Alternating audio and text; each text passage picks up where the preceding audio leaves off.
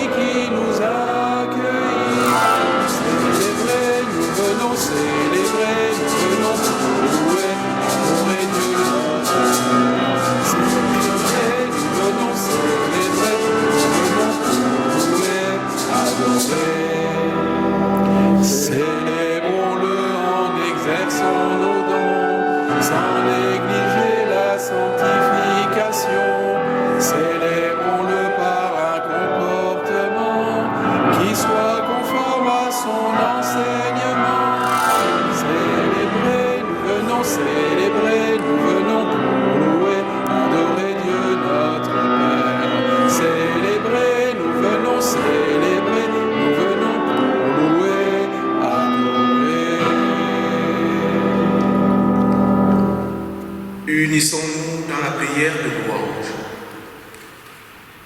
Éternel Dieu et Seigneur, en appelant des hommes et des femmes à ton service, tu accomplis ton œuvre sur la terre.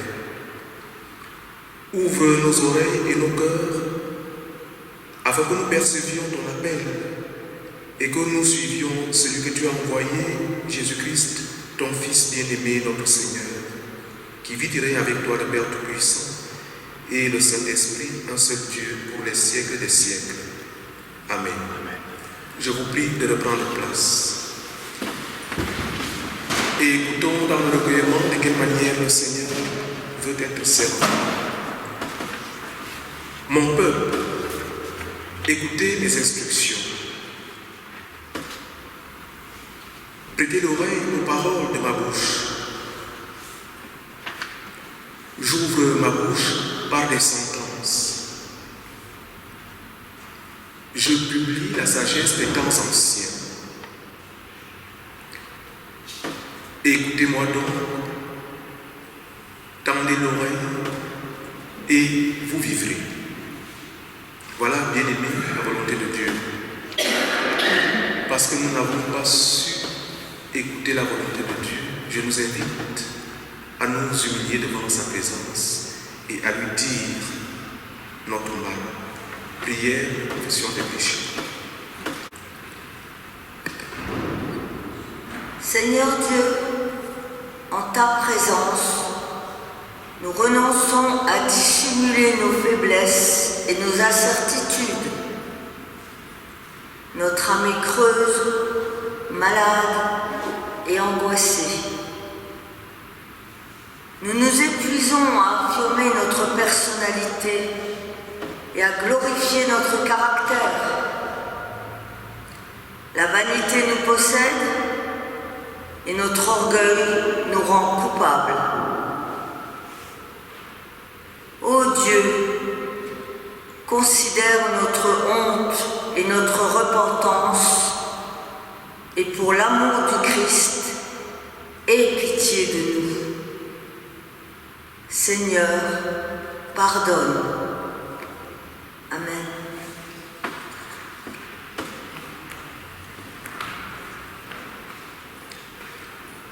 Veuillez vous lever à l'effet d'accueillir le pardon de Dieu.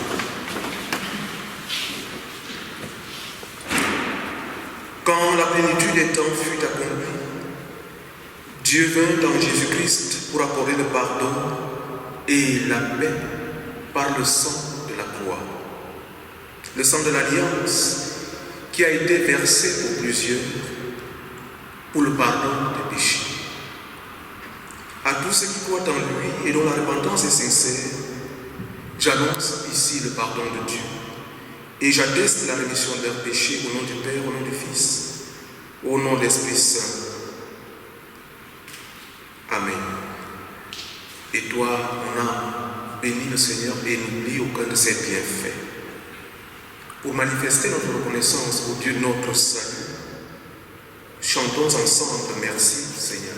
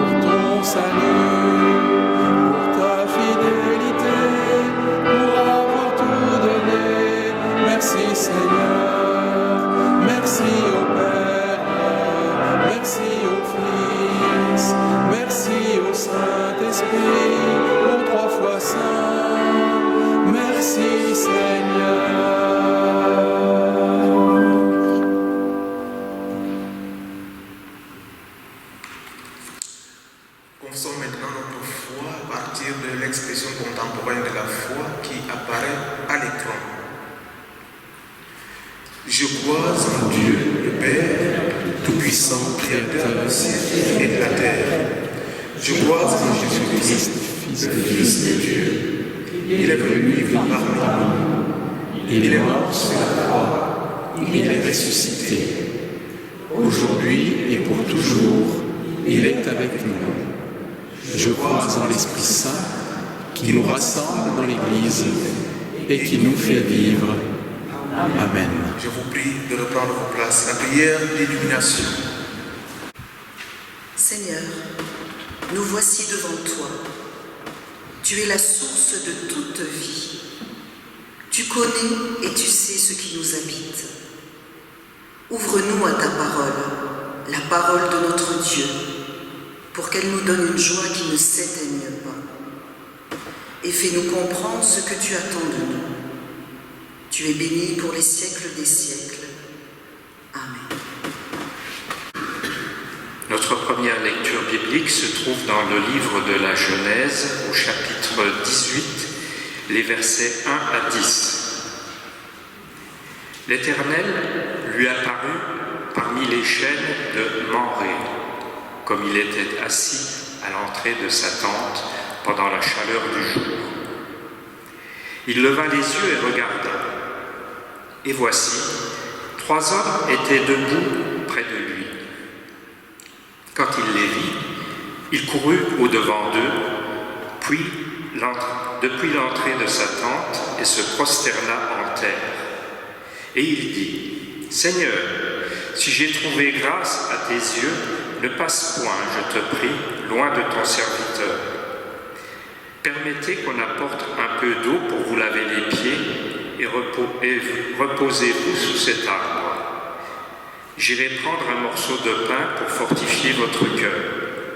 Après quoi, vous continuerez votre route, car c'est pour cela que vous passez près de votre serviteur. » Ils répondirent, « Fais comme tu l'as dit. » Abraham alla promptement dans sa tente vers Sarah, et il dit, « Vite, 3 mesures de fleurs de farine, pétris et fais des gâteaux. » Et Abraham courut à son troupeau, prit un veau tendre et bon, et le donna à un serviteur qui se hâta de l'apprêter.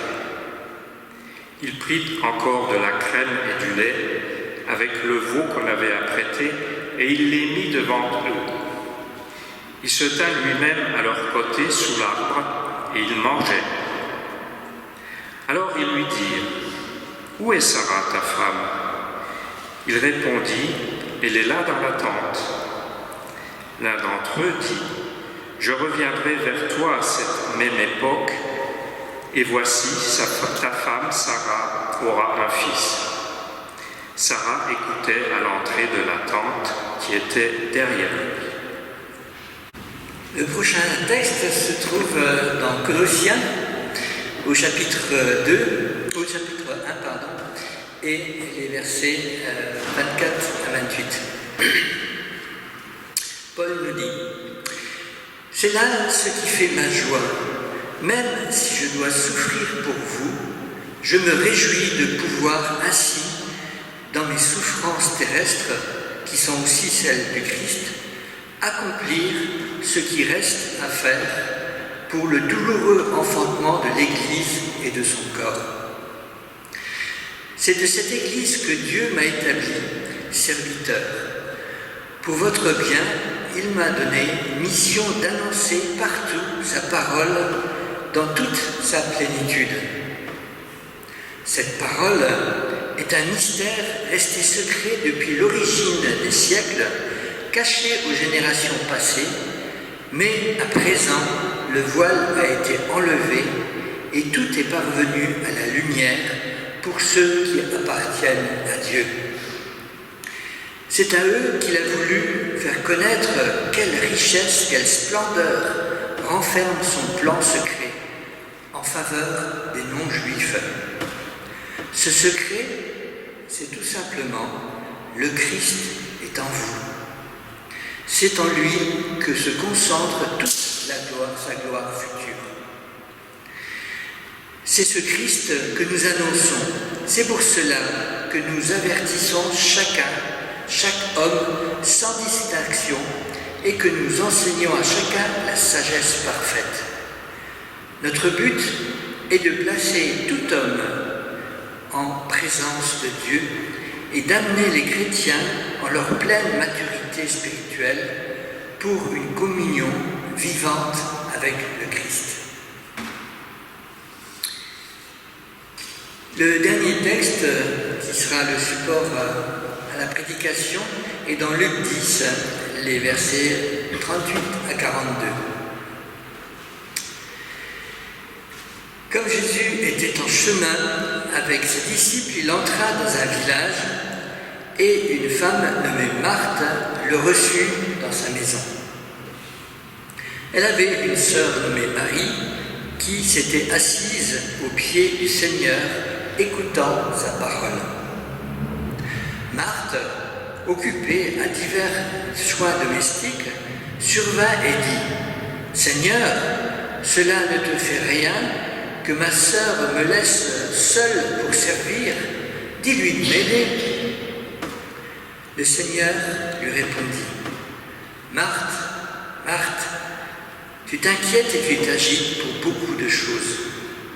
Une seule chose est nécessaire. Marie a choisi la bonne part qui ne le sera pas ôtée. » Seigneur, à qui irions-nous? Ta parole est la vérité, et la vérité sanctifie-nous par ta parole. Amen. Et ensemble, je vous invite à vous lever pour chanter le cantique « Viens, Esprit Saint ».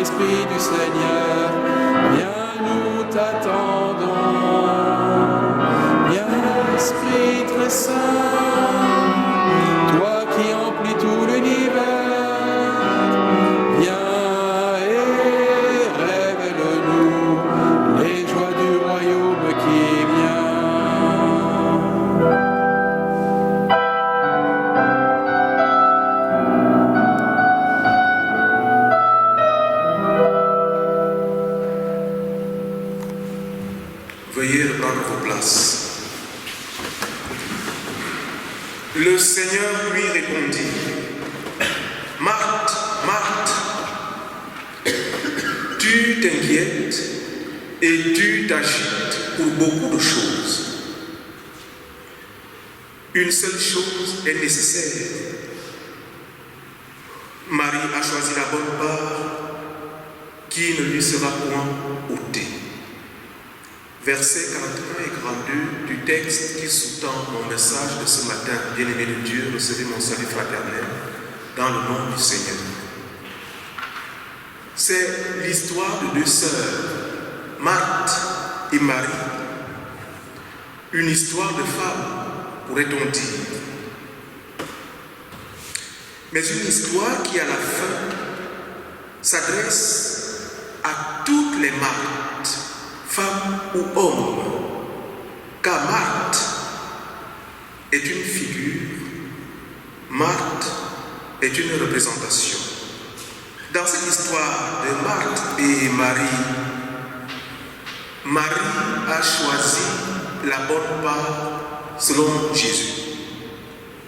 Et moi et vous, avons-nous choisi la bonne part selon le Christ? Quelle est cette bonne part que nous avons choisie? L'écoute attentive ou alors le service? La contemplation ou alors l'action? La part spirituelle ou alors les besoins matériels? Le ministère de la parole ou alors le ministère du service? Et puis à la fin, est-ce vraiment l'un ou l'autre? De quoi s'agit-il? De quoi s'agit-il? Marthe fait tout le boulot. Elle se plaint du fait que Marie ne fait pas sa part, alors que c'est un travail de femme. C'est que Marthe est tout occupée par le service de l'hospitalité à offrir à Jésus et à ses disciples. Oui, inscrivons-la dans son époque et dans la mentalité et les représentations sociales correspondantes. Marie, elle, se consacre à l'écoute de la parole du Seigneur. Ce sont les hommes qui se forment à l'écoute du Christ pour devenir à leur tour les témoins du Seigneur. Le rôle des femmes est d'assurer le service. Marie ne serait doublement pas à sa place en ne faisant pas sa part de travail, d'une part, et en étant assise au pied du Seigneur, d'autre part. Interpellé par Marthe, Jésus valorise la place et l'attitude de Marie. Marie a choisi la bonne part, celle qui ne lui sera pas ôtée, celle qui subsiste pour la vie éternelle.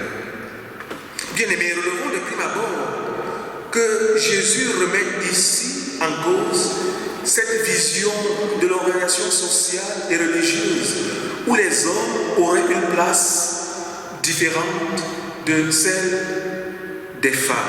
Bien plus, Marie a choisi la bonne part. Et cela est dit avec autorité. Une autorité nécessaire et suffisante. Cette part, voyez-vous, c'est bien du Seigneur qu'il s'agit. Et du coup, Marie devient la figure du croyant qui est ici invité à choisir à son tour la bonne part. Mais le Christ refuse d'opposer Marthe à Marie, alors que Marthe le souhaiterait. Le dialogue entre les deux le met bien en évidence.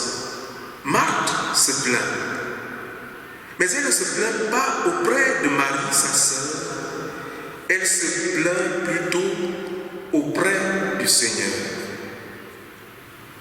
Elle se plaint du fait que Marie lui laisse tout le travail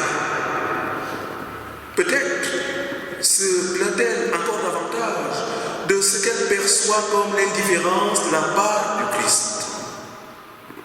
Ne devrait-il pas mettre Marie à sa place, lui dire de l'aider? Cependant, Jésus n'entre pas dans le jeu d'opposition dans lequel Marthe voudrait l'entraîner. Marthe se sent lésée, elle se sent ignorée. Elle en fait tant, mais il lui semble que personne ne le voit. Du coup, elle se sent dévalorisée, elle se sent méconnue, non reconnue. Nous pouvons dès lors observer que sur ce plan-là, le Seigneur la rejoint. Le Seigneur la rejoint en l'appelant 2 fois par son nom. Le Seigneur pose ici le diagnostic, non pas de ce qu'elle est, ni même de ce qu'elle a fait, mais de l'état dans lequel elle se trouve. L'état dans lequel elle se trouve. Marthe, Marthe, tu t'inquiètes et tu t'agites pour beaucoup de choses, dit le Seigneur. Verset 41. Le Seigneur voit bien ce tourbillon intérieur dans lequel il est si facile de se laisser entraîner et qui nous fait perdre de vue l'essentiel. Il me plaît de nous faire observer que le Christ ne reproche rien à Marthe. Il refuse cependant d'entrer dans son jeu,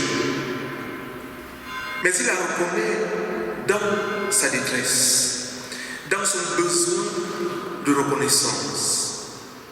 Et la voie de la reconnaissance ne passe pas par le service redoublé, par le souci de bien faire et de parfaire ce qu'on entreprend. Non. Elle passe par la bonne part. La voie de la reconnaissance passe par la bonne part. Celle qu'on ne peut goûter. Celle qui subsiste pour la vie éternelle. Par là, le Christ ne dévalorise pas le service. Au contraire, il l'enracine. Le Christ enracine le service. Il enracine dans la connaissance première qui se trouve en lui, le Christ. Si l'on veut bien s'asseoir à ses pieds, à l'effet de la recevoir. Frères et sœurs dans le Seigneur, être chrétien implique d'accepter le service offert par le Christ, comme Marie l'a fait, et cela au pied du Seigneur. Au pied du Seigneur. C'est cela qui enracine et rend possible tout service chrétien. Certes, le service assuré par Marthe est bon et nécessaire. Elle assume sa responsabilité en accueillant chez elle le Christ et ses disciples. Tout comme Abraham, dans le premier texte de nos lectures, qui reçoit chez lui les anges de Dieu. Les 3 anges, et leur offre son hospitalité. Marthe accueille le Seigneur chez elle. Elle assure une tâche essentielle, mais elle est sous la menace de faire de cette tâche sa raison d'être, sa bonne part à elle, au risque, dans ce cas, de se sentir ignorée et sans valeur. C'est que tout service, quel qu'il soit, devrait se fonder dans la reconnaissance inconditionnelle reçue du Christ. Nous sommes donc enseignés que l'option préférentielle doit être accordée au Christ l'option préférentielle doit être accordée au Christ. Nous sommes appelés à donner la priorité au Christ. En aucun cas, l'activité envers le prochain, envers l'autre, n'est condamnée. En aucun cas. Ce n'est pas de ça qu'il s'agit ici. Mais ce qui est souligné avec force, c'est que cette activité doit être aussi pénétrée intérieurement d'un esprit de contemplation. Dit autrement, la contemplation doit être présente dans le service de l'hospitalité, dans le service de la charité, dans le service du prochain. Il ne faudrait pas que nous nous perdions dans l'activisme pur. Mais nous devrions toujours nous laisser pénétrer par la lumière de la parole de Dieu dans notre activité, quelle que soit cette activité, et apprendre ainsi la vraie charité, le vrai service envers l'autre, qui peut-être a besoin de tant de choses nécessaires. C'est possible, c'est même vrai. Mais surtout de l'affection de notre cœur et donc de la lumière de Dieu. Bien-aimés, travaillons à posséder comme Marie ce que nul ne pourra nous enlever, en prêtant une oreille attentive à Christ et non une oreille distraite. Soyons comme Marie, animés du désir de sagesse. Travaillons en vue d'une unité de vie entre contemplation et action, entre l'amour total du Christ et l'amour des frères. Travaillons en vue d'une harmonie entre contemplation et activité. C'est l'antidote au danger d'une activité excessive et d'une vie frénétique marquée par trop d'occupations, trop d'agitation qui, hélas, finissent souvent par endurcir le cœur et font du mal à l'âme tout entière. C'est donc un appel ou bien un rappel précieux pour nous aujourd'hui qui sommes habitués à tout évaluer à l'aune de la productivité, à l'aune de l'efficacité. Chacun de nos pas, chacune de nos actions dans notre vie, même dans l'Église, doit être fait devant Dieu à la lumière de la parole de Dieu. Pour conclure, le service assuré par toutes les marques, femmes ou hommes, est essentiel. Soit. Mais il prend racine dans le service du Christ. Comme l'amour du prochain, la compassion humaine prend source dans la compassion divine reçue du Christ. C'est là la bonne part, celle qui nous est offerte,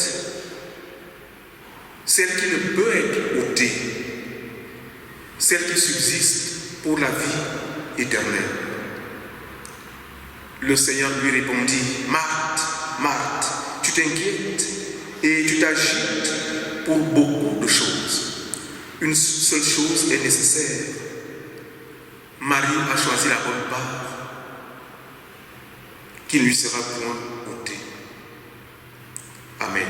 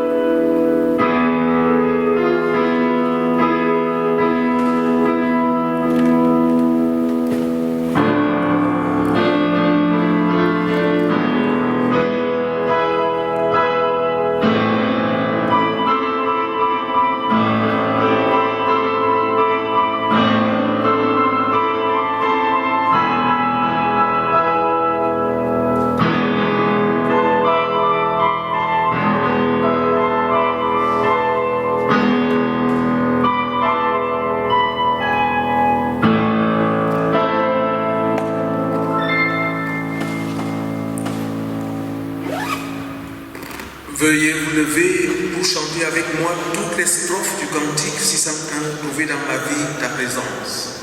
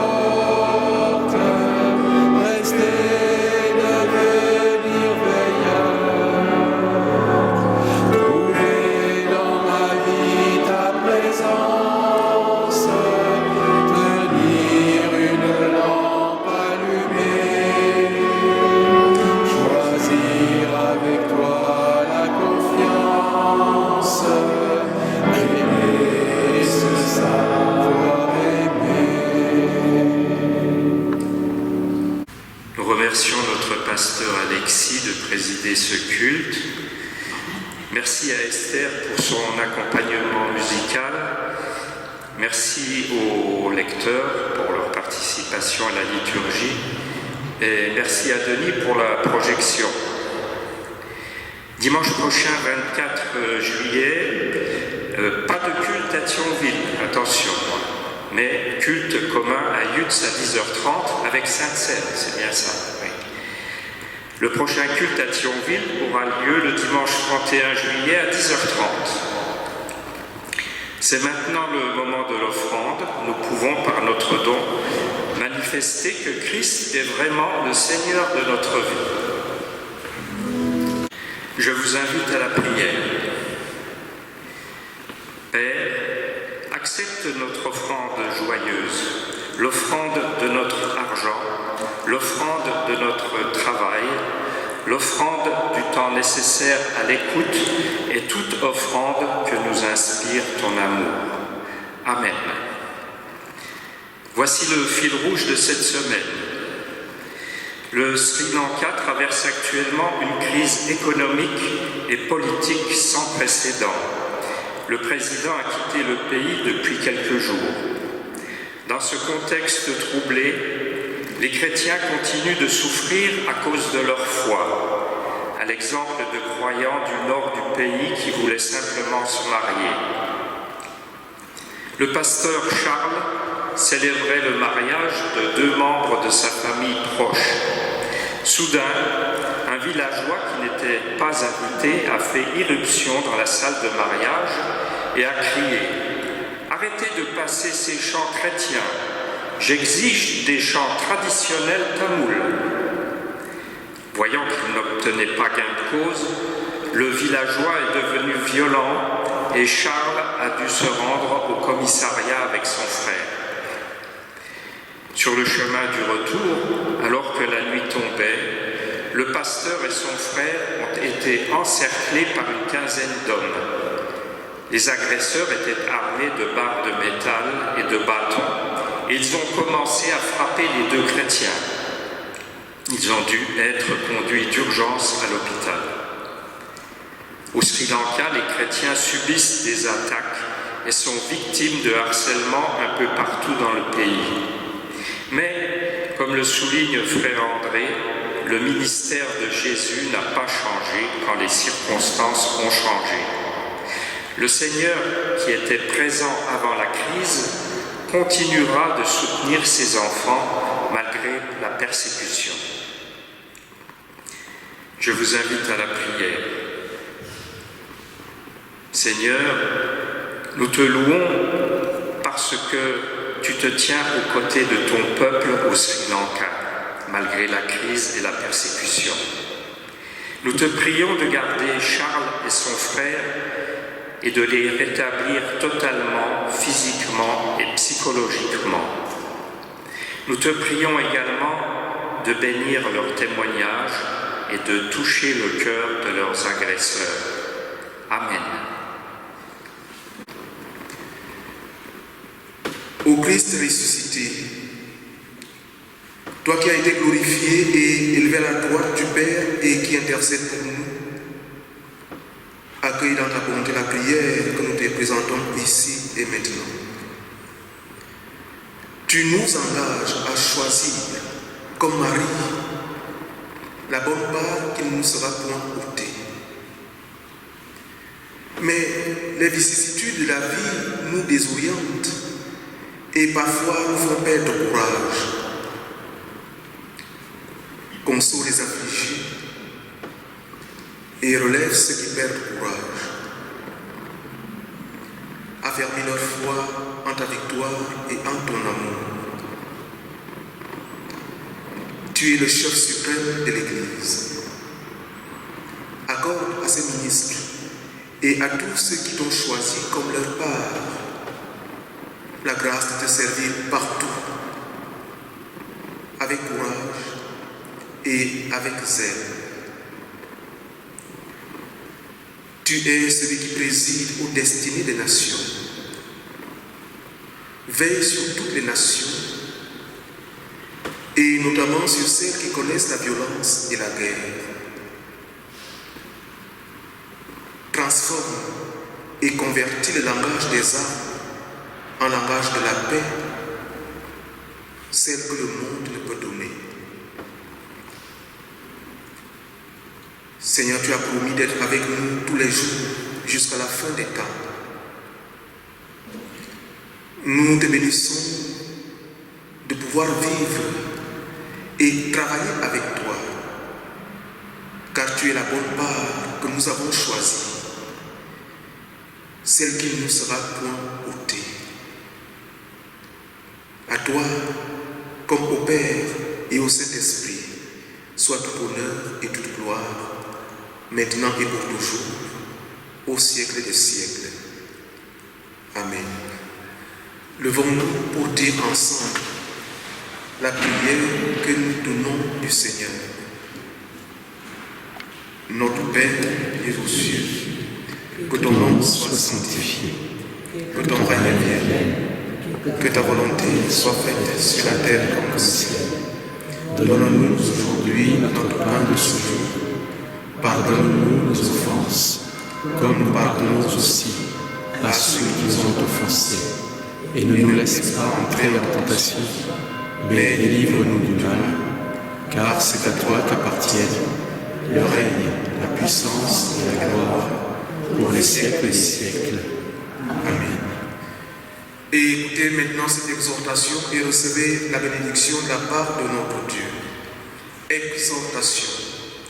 On t'a dit, ô homme, ce qui est bien et ce que le Seigneur demande de toi. toi. C'est de choisir le Seigneur comme ton partage et comme ta part, celle qui te sera point ôtée. Va et fais ce que tu as entendu. Recevez maintenant la bénédiction de la part de notre Dieu. Que la paix de Dieu, qui surpasse toute intelligence, garde vos cœurs et vos pensées en Jésus-Christ. Le Seigneur bénit votre départ et votre arrivée. Celui qui est le Père, le Fils, le Saint-Esprit. Partez maintenant. Vous êtes aimés de Dieu. Vous êtes bénis de Dieu. Amen. Et chantons pour terminer le cantique Confie à Dieu ta route.